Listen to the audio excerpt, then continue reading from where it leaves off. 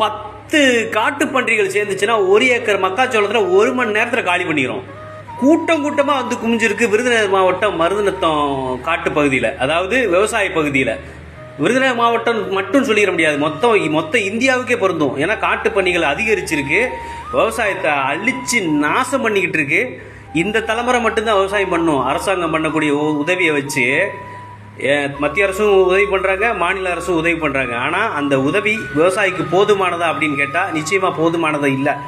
அது என்ன பண்ண போகிறீங்க அப்படின்றது ரொம்ப ஒரு கஷ்டமான ஒரு நிலைமைக்கு தள்ளப்பட்டிருக்காங்க விவசாயி.